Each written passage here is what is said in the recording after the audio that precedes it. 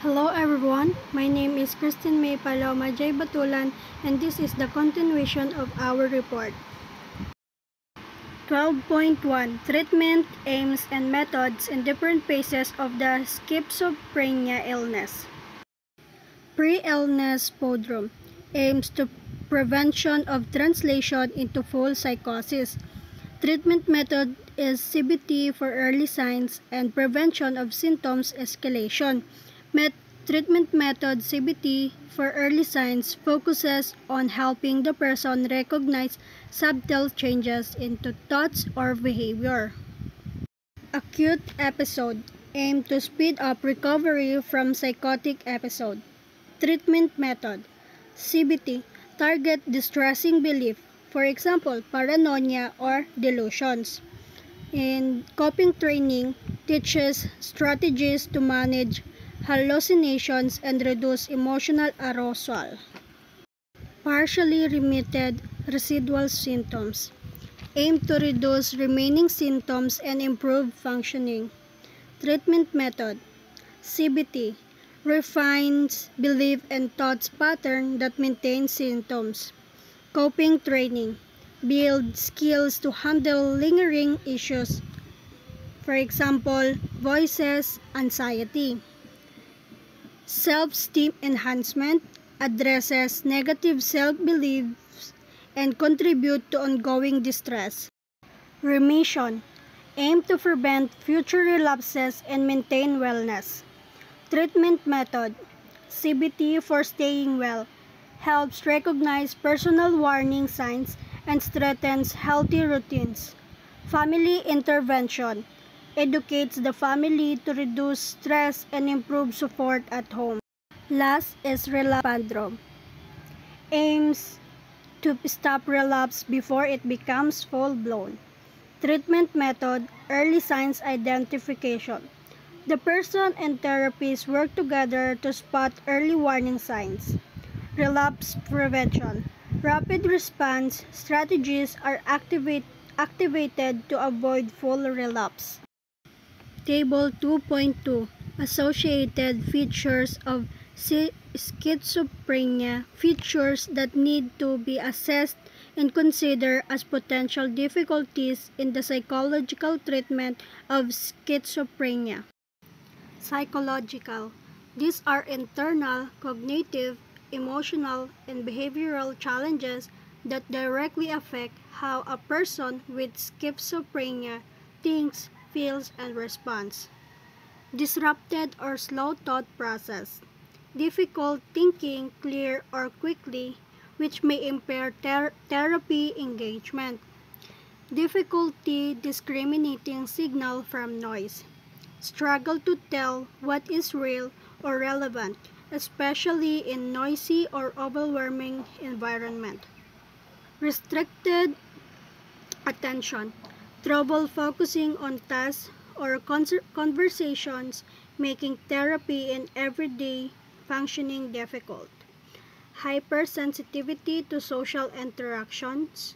Overreact emotionally or feels threatened in social situations. Difficulty in processing social signals. Misinterprets facial expression, tone of voice, or body language. Flat and restricted affected. Limited ability to express emotion, which may affect social relationship and therapeutic alliance. Elevated arousal and dysfunctional arousal regulation. Tends to become overwhelmed or anxious easily and struggle to calm down. Hypersensitivity to stress and life events. Finds even minor stress or destabilizing increased relapse risk. High risk of depression and hopelessness. Prone to feeling deeply sad, demotivated, and pessimistic about the future. Effects of trauma. Past traumatic experience may influence current perception, behaviors, and reaction. Stigmatization. Internalizes negative stereotypes about mental illness leading to shame or withdrawal. Low self-esteem and self-worth. Negative self-beliefs can reinforce psychotic symptoms and hinder progress. High risk of substance and alcohol abuse. May use substances to cope with symptoms, worsening the condition. High risk of suicide and self-harm. These risks need constant monitoring, especially during depression phases. Interference with normal adolescent and early adult development. Early onset disrupt education, identity formation, and social skill development. Psychosocial. These relate to how the person interacts with others and the emotional environment surrounding them. Hypersensitivity to family and interpersonal environment. Tension or criticism in relationships, including the healthcare providers, may trigger symptoms or relapse. Risk of perpetrating or being the victim of violence. Impulsivity, paranoia, or vulnerability may lead to dangerous situations. Social.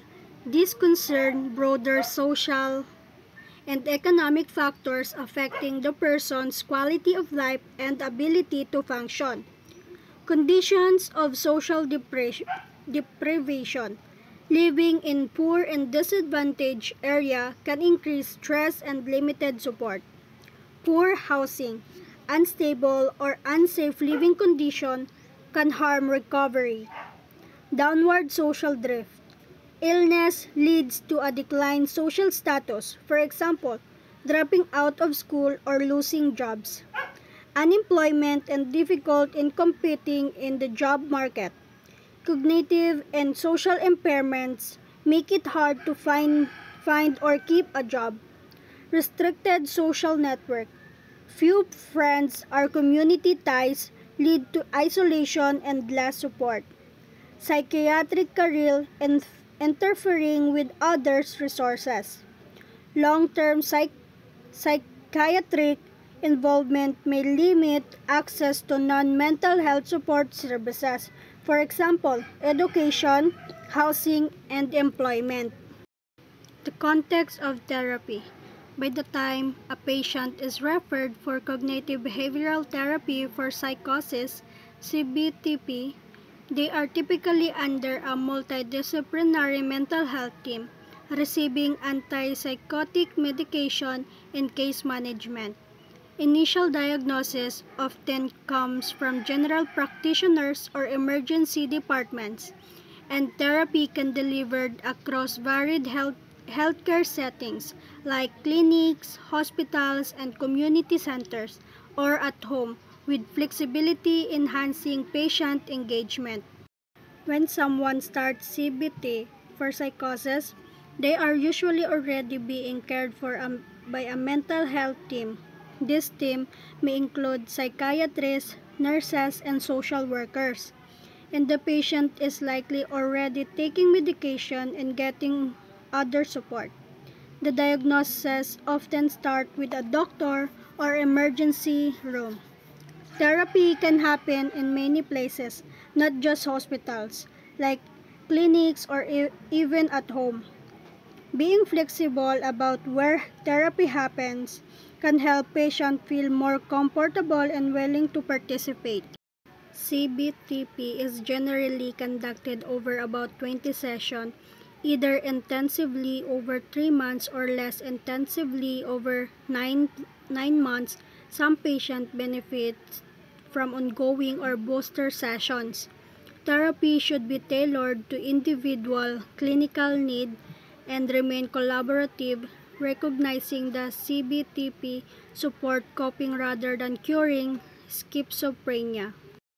CBT for psychosis usually involves around 20 sessions, and this can be done more quickly within 3 months or spread out over a longer period of 9 months or more, depending on what works best for the patients.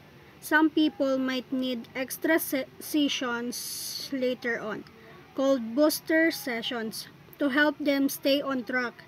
The therapy must be customized to each person's need and should feel like a partnership between therapist and patient. Importantly, CBTP isn't just a cure of schizophrenia. It means to help the person manage and cope with their symptoms.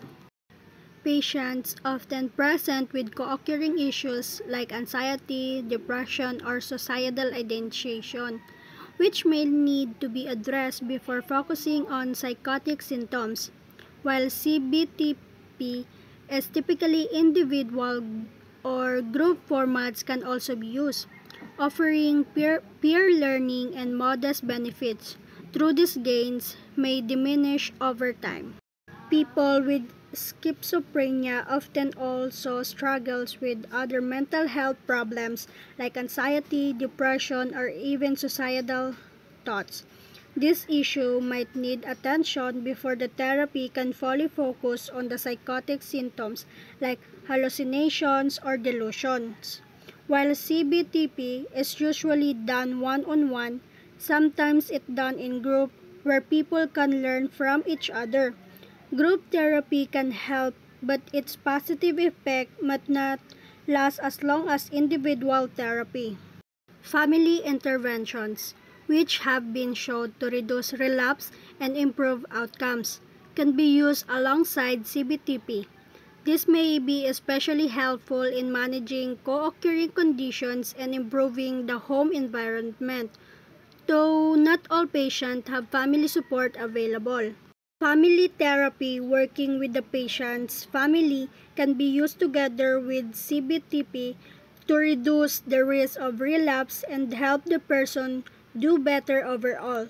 This can be especially useful if the person has other mental health issues and need a better home environment to support recovery. However, not every patient has a supportive family, so this option isn't always available. Patient variables.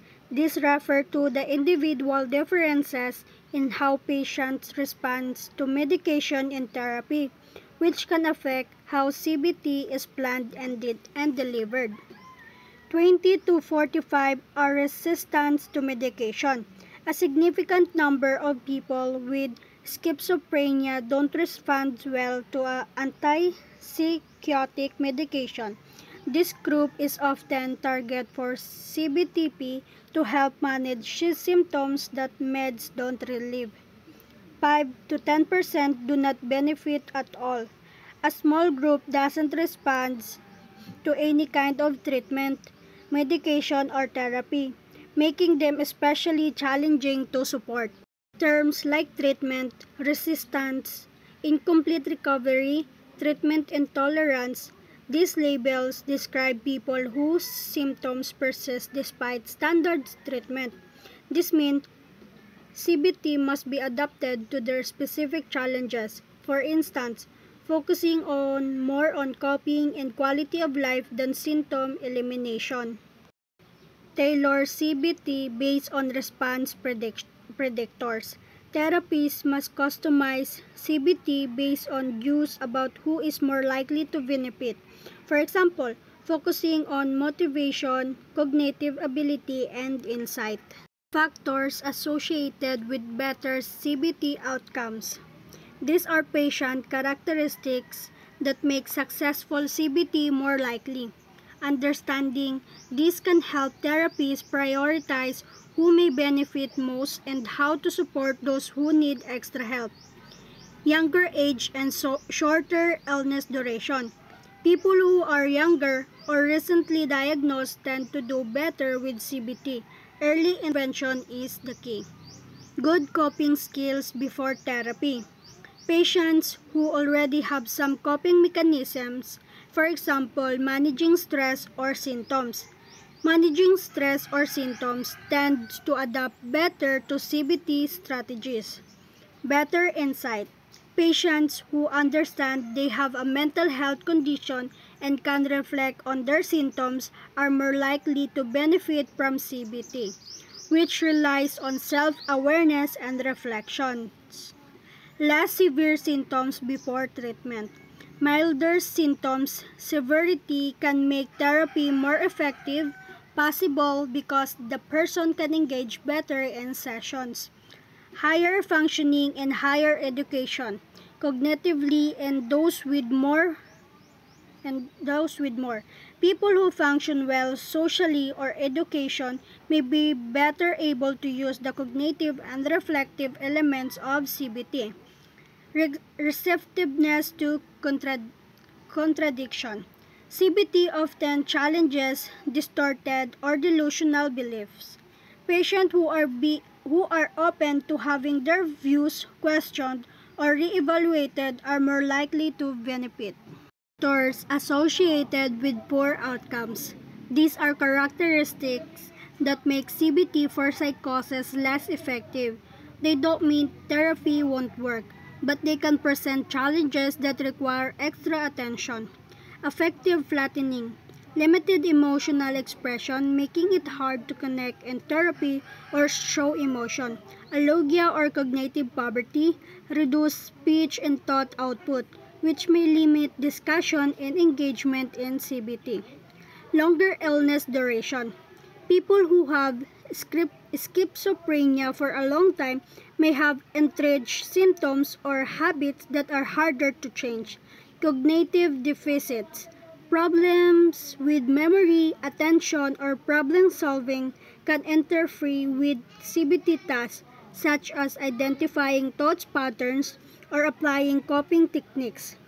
Still no strict rule on what benefits or not. There is no strict rule about who benefits. Even people with these challenges can still improve therapy, just needs to be adapted carefully. Dropout predictors. Certain traits are associated with a higher risk of patient discontinuing CBT before completing the treatment.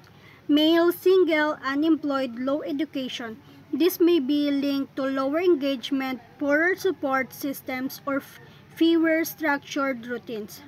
Low premorbid IQ, lower intellectual functioning before the illness may reduce understanding and application of CBT techniques. Substance use, example cannabis.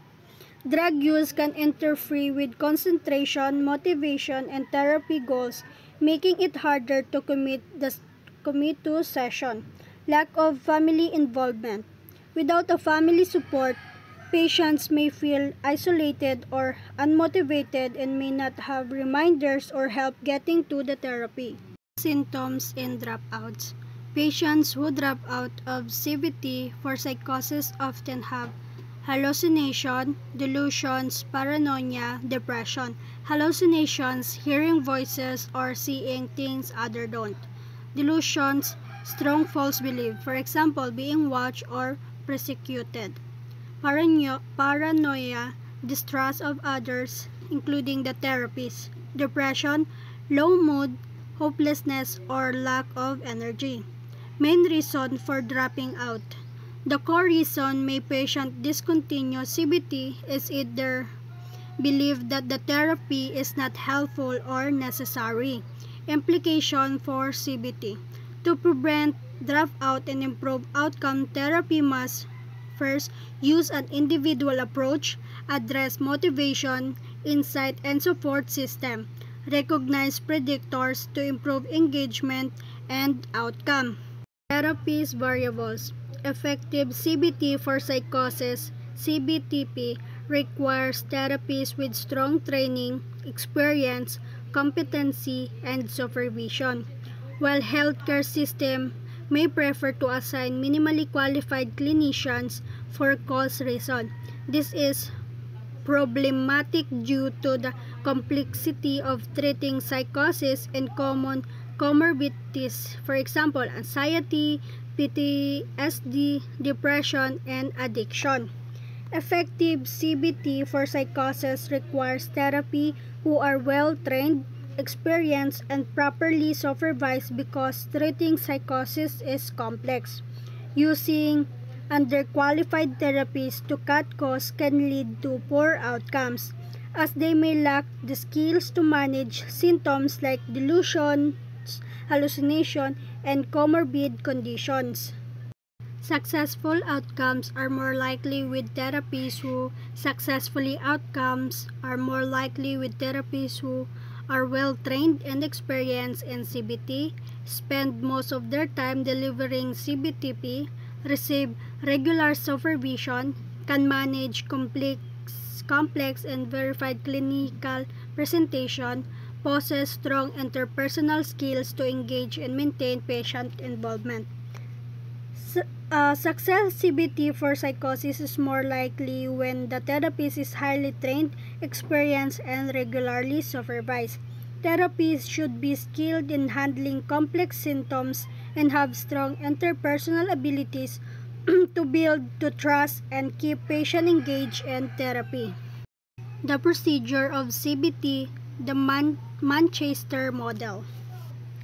The Manchester model, also called the coping recovery model, developed by Tarrier, focuses on helping patients cope with psychotic symptoms like hallucinations and delusions rather than trying to cure them.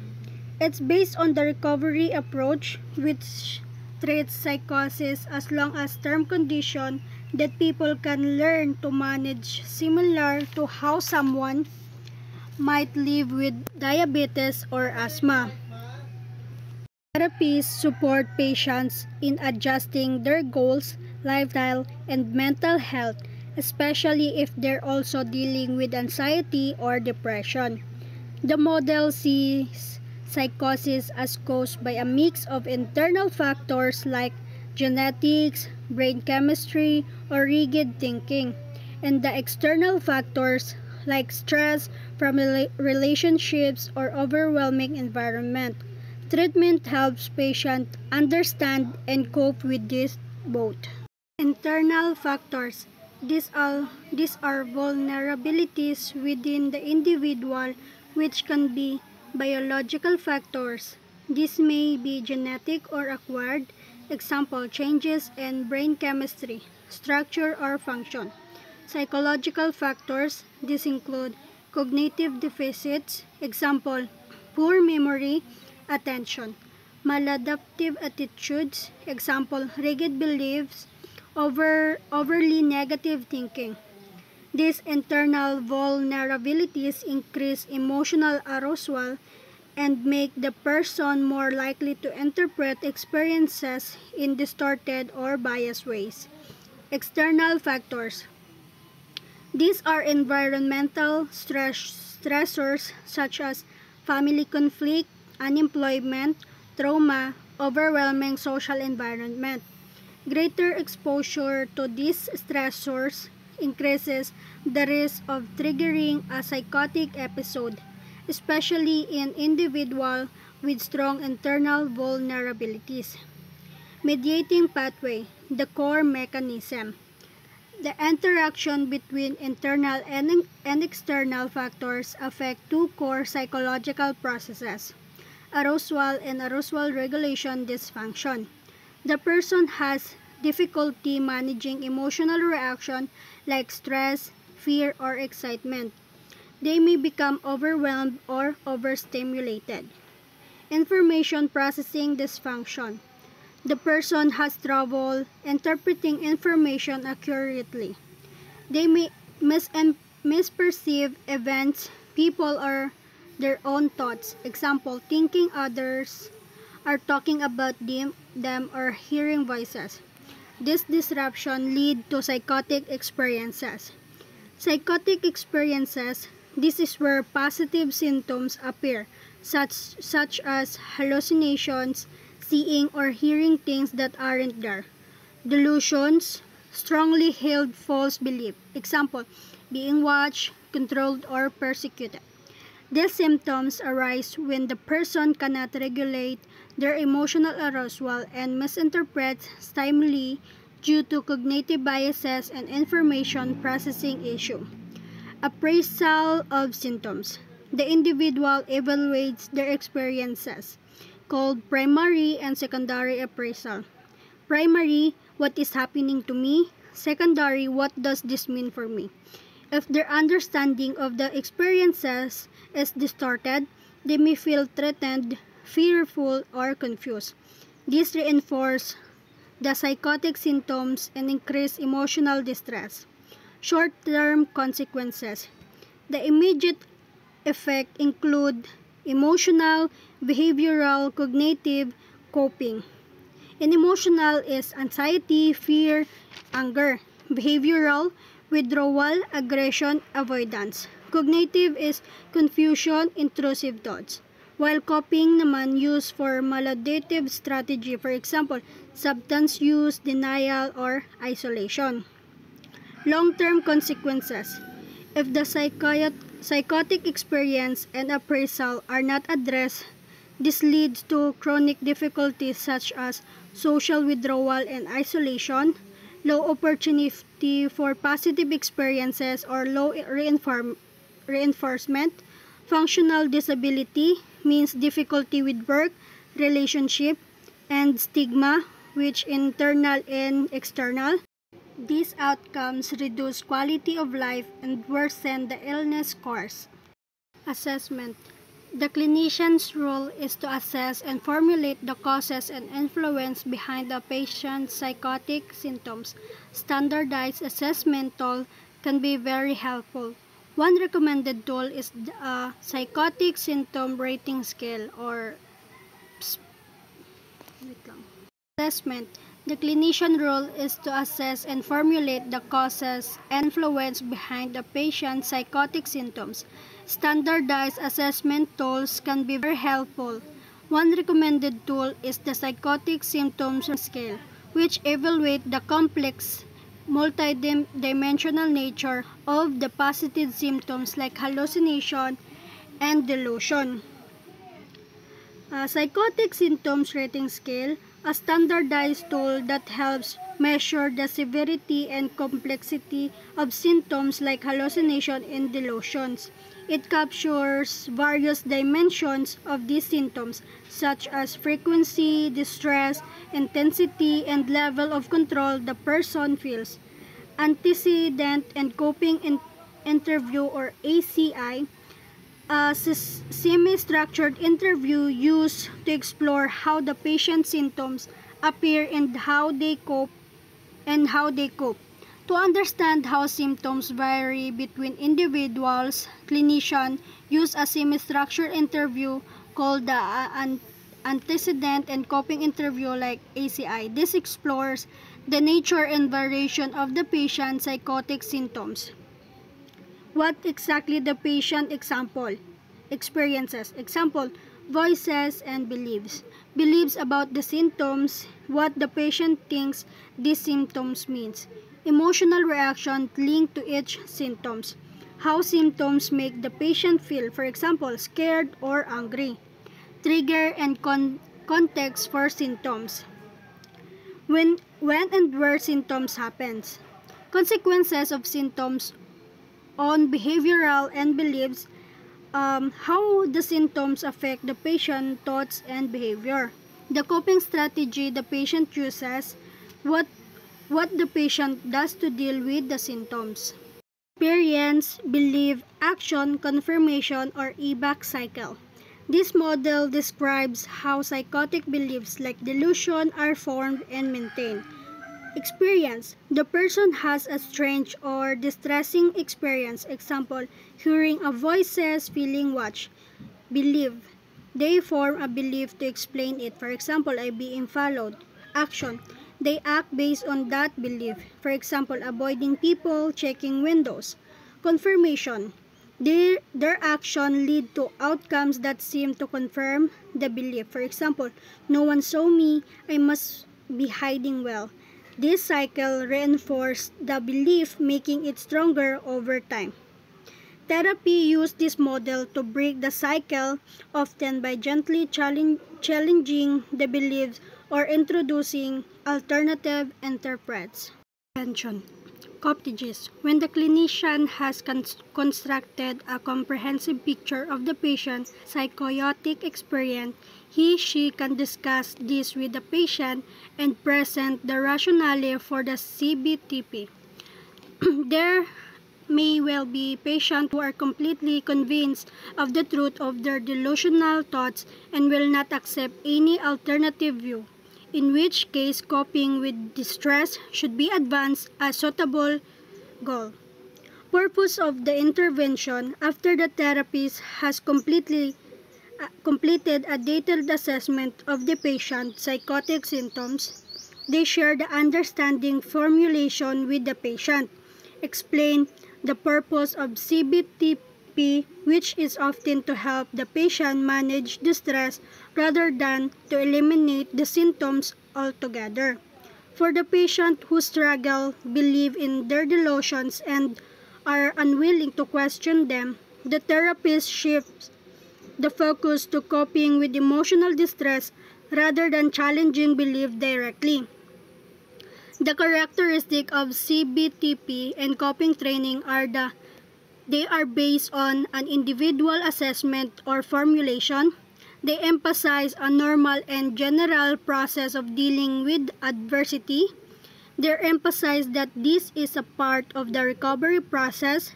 They are carried out systematically through overlearning, simulation, and role-play.